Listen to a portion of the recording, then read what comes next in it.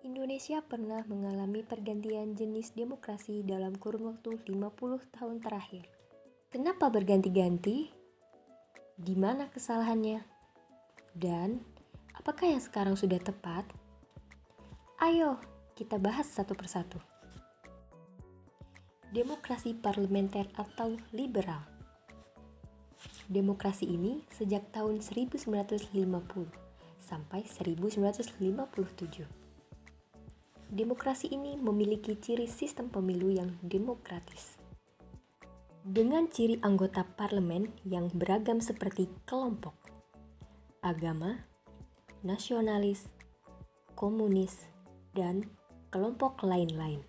Setelah Indonesia merdeka, Indonesia sempat berubah menjadi Republik Indonesia Serikat.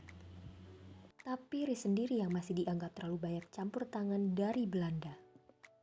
Dan akhirnya demokrasi liberal dilepaskan. Soekarno pun beralih ke demokrasi terpimpin. Periode kedua adalah demokrasi terpimpin.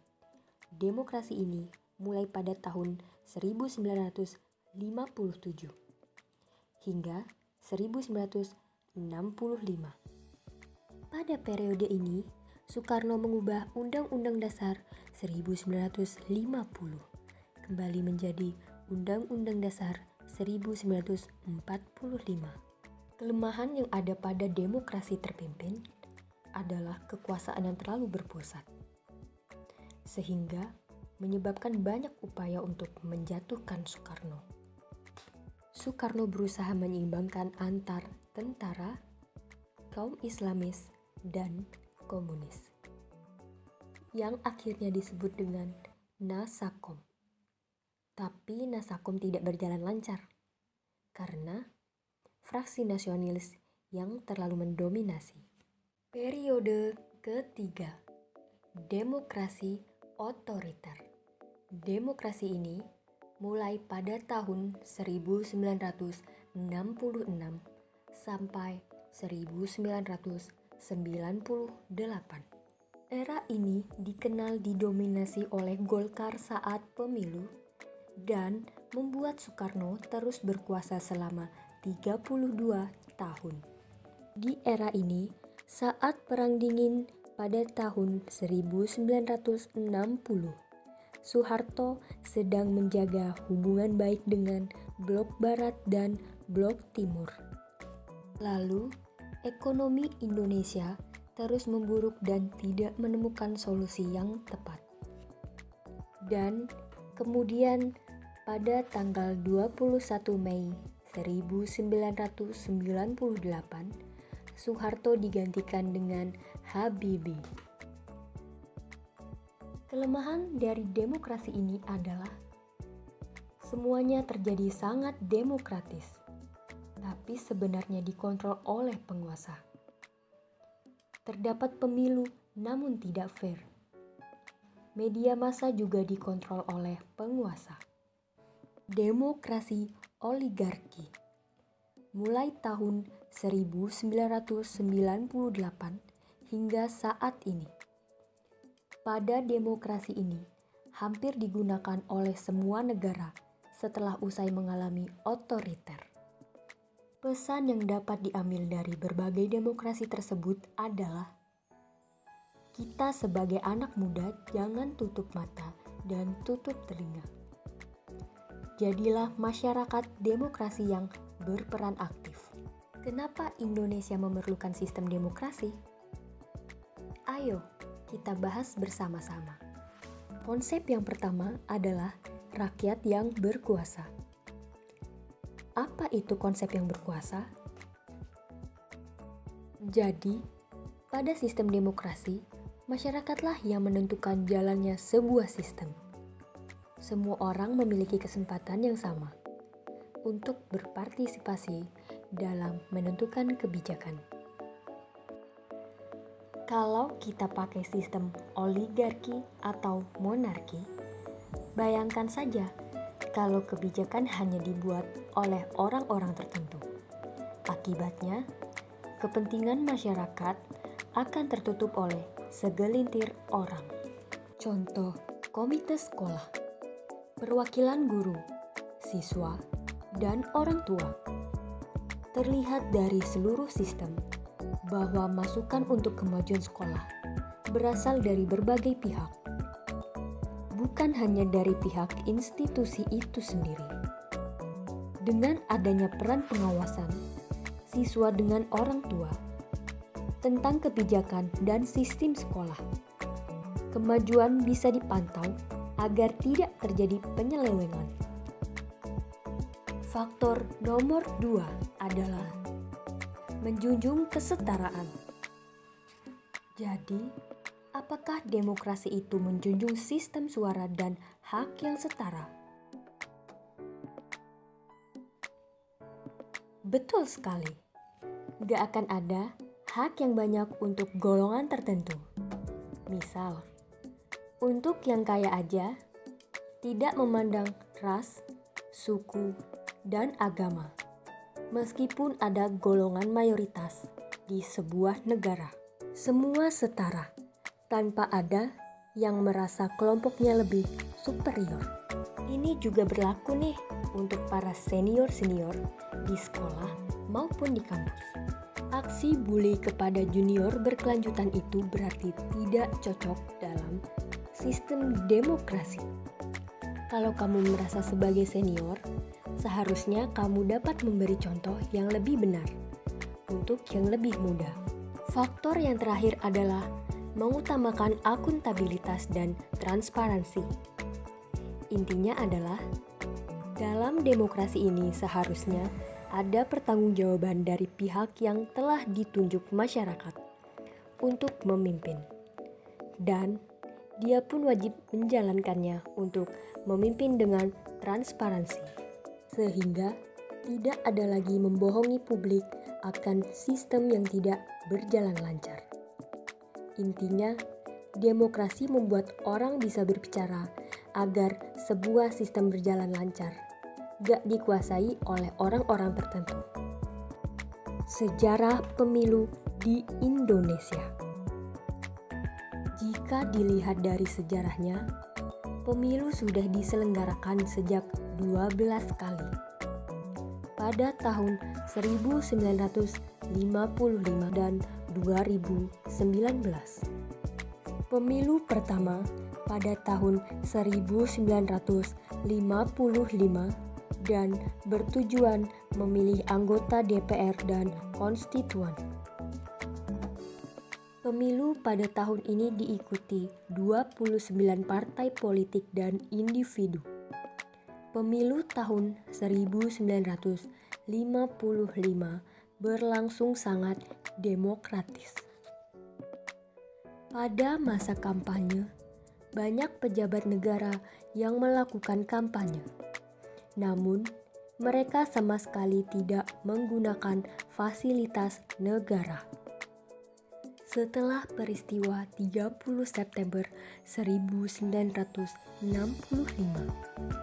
pemerintahan Orde Lama digantikan dengan Orde Baru. Indonesia dipimpin rezim militer dan muncul organisasi massa baru, yaitu Golongan Karya. Golongan buatan Soeharto berhasil memperoleh suara terbanyak pada pemilihan pertama di masa Orde Baru, yaitu 1971.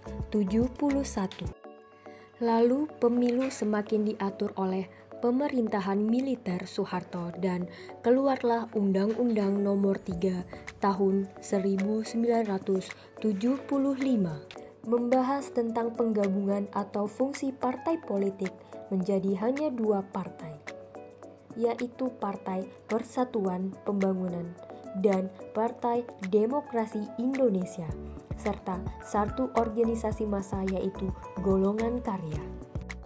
Maka dalam kurun waktu 1977 sampai 1997, kita hanya mengenal PPP, PDI, dan Golkar.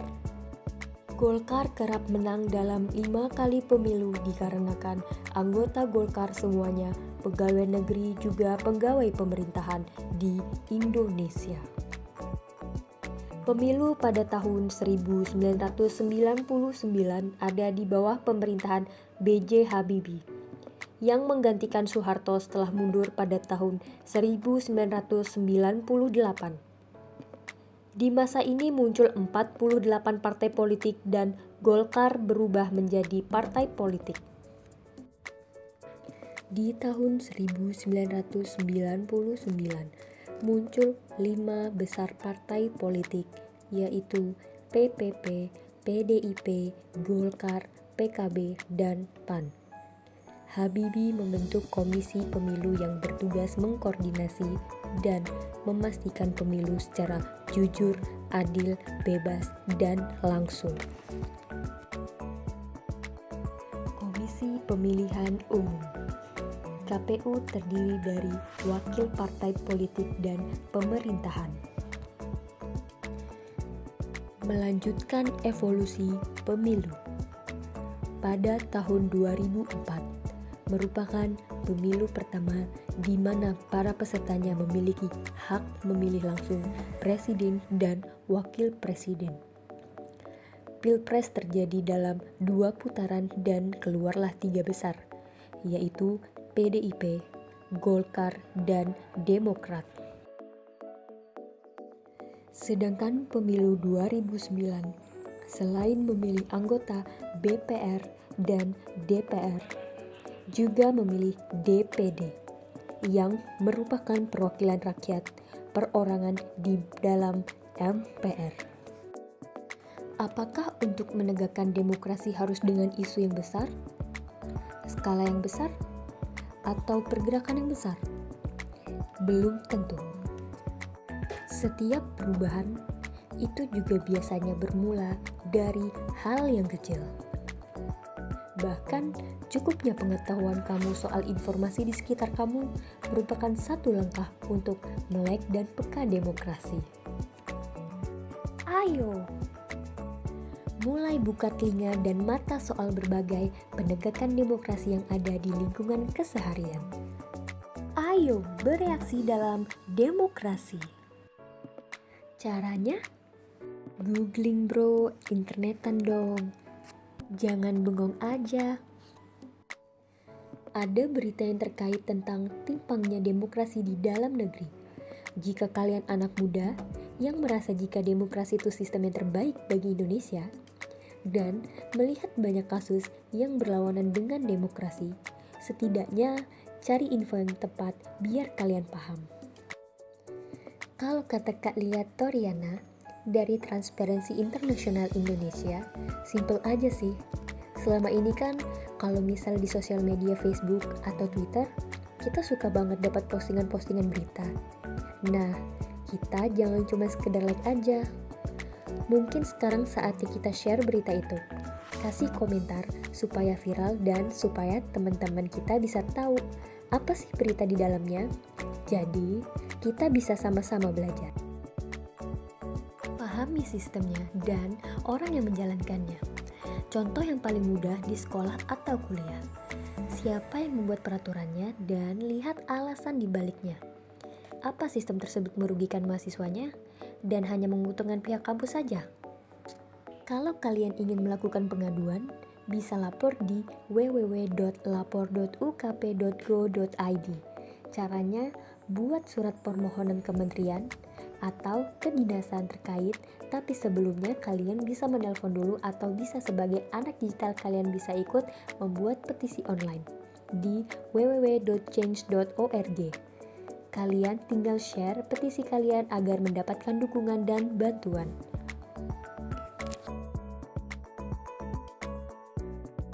Nah, salah satu langkah lainnya adalah inisiatif mencari teman-teman seperjuangan dan melakukan advokasi. Cari orang-orang dengan tujuan perjuangan yang sama. Misalnya, sekarang lagi banyak isu kekerasan pada remaja. Nah, kalian bisa kumpulin nih banyak-banyak bahan referensi, beberapa ahli dan teman-teman yang peduli soal masalah remaja ini. Dan buat organisasi nirlaba tentang isu ini. Nah, sekarang tahu kan peran modal penegakan demokrasi? Ayo kita buat perubahan dari kecil, supaya kita bisa mendapatkan perubahan besar di demokrasi. Hak terpenting dari demokrasi itu keseimbangan dan kontrol kekuasaan oleh rakyat akan wakil-wakil yang mereka pilih di pemerintahan. Rakyat harus memantau agar kepentingan rakyat terpenuhi. Kepentingan rakyat di sini apa sih? Ya, supaya hak asasi kita dipenuhi, tapi kok sistem demokrasi bisa nggak sempurna? Ya iyalah, namanya juga buatan manusia, yang jalanin juga manusia. Tapi, keuntungannya demokrasi bisa dikontrol dan dipantau sama masyarakat, agar tidak terjadi kekuasaan dalam satu pihak. Jadi, kita juga punya peran dalam kekuasaan itu.